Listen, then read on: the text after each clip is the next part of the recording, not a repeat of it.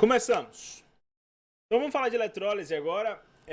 Em eletrólise existem dois tipos. A eletrólise ela pode ser ígnea ou aquosa. Aqui eu tenho uma ilustração da eletrólise ígnea. E aqui do outro lado, deixa eu tirar a figurinha da frente. Do outro lado eu tenho uma ilustração da eletrólise aquosa acontecendo. A eletrólise ígnea, ela depende de um amplo aquecimento do sistema. Basicamente, para que a eletrólise ígnea aconteça, é necessário que haja a fundição, que o metal que está sendo purificado, ele seja derretido. Então, a principal característica da eletrólise ígnea é que exige muito aquecimento. E por causa disso, o processo da eletrólise ígnea torna-se, portanto, muito oneroso. Ao ponto de que, por meio de eletrólise ígnea, os processos ainda ficam caros. É o caso, por exemplo, da produção do alumínio a partir da bauxita. Na eletrólise ígnea tem que pegar o metal, derretê-lo, para depois efetivar as descargas, que é a purificação. Vale inclusive uma ressalva importantíssima agora que, no fim das contas, a eletrólise ela existe com um único objetivo. A eletrólise ela serve para produzir coisas. Produzir materiais por meio da descarga, produzir compostos puros por meio da descarga desses materiais, compostos puros pela descarga. Lembrando que descarga é retirar as cargas, pela descarga.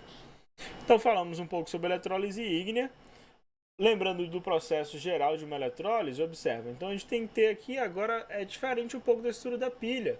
Aqui temos um gerador. Isso aqui é uma fonte de eletricidade aí na eletrólise ígnea. Então temos uma fonte de eletricidade aí. Os eletrodos podem ser do mesmo formato, eletrodos negativos e positivos, só que agora a carga dos eletrodos é inversa.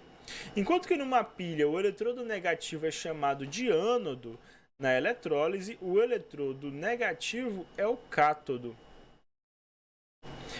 Enquanto que na pilha o eletrodo positivo, que é o cátodo, o positivo na eletrólise, que é o ânodo. O fenômeno que acontece nesse respectivo eletrodo é o mesmo. Aqui no ânodo é onde há, portanto, a oxidação, e aqui no cátodo é onde há a redução. Então o ânodo aqui tem a oxidação, e aqui no cátodo é onde há a redução. Esse princípio aí, ânodo e cátodo.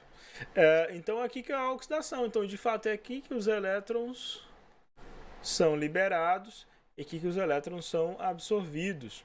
Em termos de microscopia aqui desse sistema, os íons positivos, os íons metálicos, eles prendem-se ao cátodo.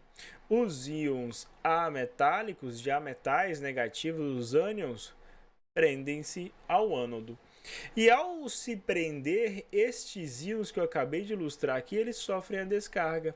E quando eles sofrem a descarga, eles viram produtos purificados. No caso particular da eletrólise ígnea, que é essa que a gente está ilustrando inicialmente aqui, para que essa mobilidade de íons seja possível, é necessário que seja derretido o material. Então, só como exemplo, se eu pretendo realizar a eletrólise ígnea do nitrato de sódio, nessa molécula que está aí, nitrato de sódio. Desconsiderem, por favor, essa imagenzinha que está escrita aquosa. Então, o nitrato de sódio eu vou ter que dissociá-lo pelo aquecimento em sódio mais e nitrato menos. Depois feito isso, é necessário que sejam descarregados esses íons. Como é que um íon sódio é descarregado? Ele ganha um elétron e torna-se sódio puro. Como é que o íon nitrato é descarregado? Ele vai perder elétrons. E ao perder elétrons, ele pode se decompor, pode virar diversos outros produtos aqui. Pode virar, por exemplo, NO, 2,5 mol de oxigênio gasoso, e vai liberar aqui um elétron nesse processo. Para essa reação em particular, é assim que acontecem as descargas dos íons. E isso vai originar uma reação global, dada que a reação global nada mais é do que a soma das duas reações anteriores, em que os elétrons são cancelados. nossa reação global aqui, então vai ser o íon sódio com o íon nitrato, vai virar sódio puro, vai virar dióxido de nitrogênio e vai virar meio mol de oxigênio liberado nesse processo, oxigênio gasoso. Observem que então que na eletrólise ígnea existem essencialmente 3 passos. Eu vou colocar aqui esses 3 passos. Deixa eu até separar aqui os dois lados, da eletrólise ígnea e da eletrólise aquosa. Nesse canto direito aqui a gente vai começar falando da eletrólise ígnea. Tá, quais são os 3 passos da eletrólise ígnea? Primeiro passo, a dissociação. Essa dissociação que acontece pelo aquecimento, pelo derretimento da espécie do óxido ou do sal. Segundo passo, a descarga dos íons. Como é que o íon é descarregada? Descarga dos íons. Como é que os íons, né, então serão descarregados? Um cátion ganha elétron, o ânion perde elétron. O princípio é sempre esse, e é simples assim, ó. Todo cátion ganha elétron para ser descarregado, né?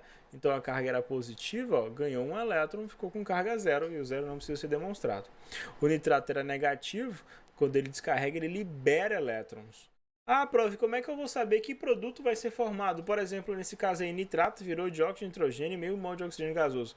Você não precisa saber disso.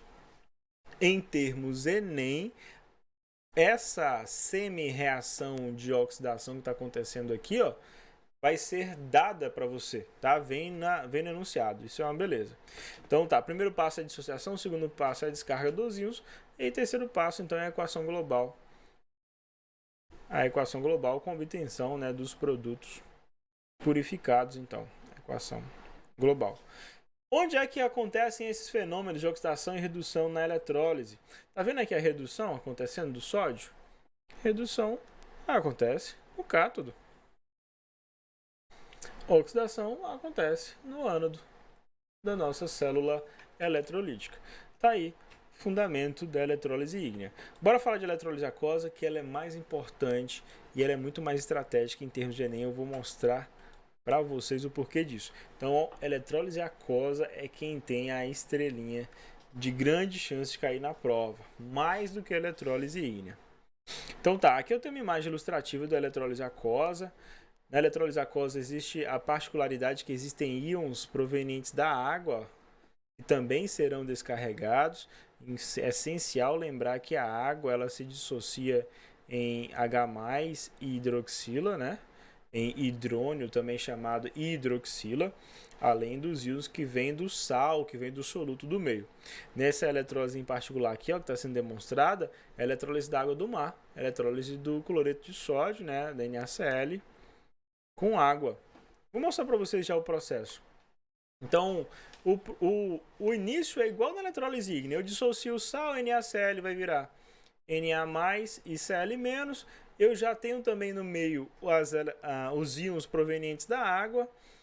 O que eu preciso agora elencar são os íons prioritários, os íons mais importantes na descarga. Primeira coluna tem os cátions. Na segunda coluna eu coloco os ânions, ó, os negativos. E agora eu faço a eleição, né, da prioridade de descarga. Entre os cátions, hidrogênio é prioridade, entre os ânions, o cloreto é prioridade.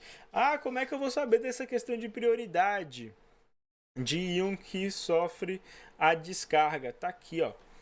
Cadê? Tá aqui embaixo. A fila de prioridade obedece a essa sequência aqui, ó. Até vou resumir só com essa. A fila de reatividade, deixa eu tirar essa barrinha que está aqui no meio. A fila de reatividade vai depender, né, entre cátions e ânions, como aqui eu organizei, ó. De um lado os íons positivos, os cátions, do outro lado os ânions, ó. Cátions aqui e os ânions aqui. Bem, o esquema é o seguinte: entre os positivos, entre os cátions, a fila de reatividade que determina isso, que essencialmente, quanto maior for a reatividade, menor será a facilidade de descarga. São inversamente proporcionais. Maior reatividade, menor facilidade para que ocorra a descarga. Até estou anotando isso aqui. Facilidade de descarga. Entre os positivos, os metais alcalinos, alcalinos terrosos e alumínio são muito reativos, né? Então eles são os últimos. São os últimos. Hidrogênio vem aqui no meio. E os metais nobres, níquel, cobre, prata, mercúrio, ouro e alguns outros metais de transição em particular que, se por acaso isso for cobrado de vocês, algum outro metal de transição particular, isso também vai ser dado no texto base, tá? Mas é importante lembrar dos nobres, os metais nobres sim, tem a principal característica de serem pouco reativos, né? De um modo geral, até os gases nobres são pouco reativos, os metais nobres também são pouco reativos, eles são sempre prioridades, eles descarregam com muita facilidade. Porque quando os metais descarregam, eles ficam estáveis, ficam estabilizados. Então, aqui está a sequência entre os cátions. Vou pintar de azul aqui o que está entre os cátions, essa parte de cima dessa seta. Na parte de baixo da seta está a sequência entre os ânions, entre os negativos. E observe aqui entre os ânions. Entre os ânions nitrato, sulfato, clorato, fluoreto são os últimos a descarregar, porque são muito reativos. Depois vem hidroxilo aqui no meio, depois vem os ânions não oxigenados, como cloreto, brometo e iodeto, que são também os aletos. Os aletos descarregam com muita facilidade, descarregam primeiro. E o ânion bisulfato, que é uma exceção. Tá, então agora sabendo como é que eu aplico essa questão da facilidade da descarga, é quando eu tenho que selecionar aqui qual dentre os íons que foram liberados que vão sofrer, quais íons que vão sofrer então a descarga. Esse é o princípio, ok? Então tá, selecionei ali em azul os que sofrerão a descarga. Vou descarregar hidrogênio. Hidrogênio é um ametal, não existe ametal descarregado monoatômico.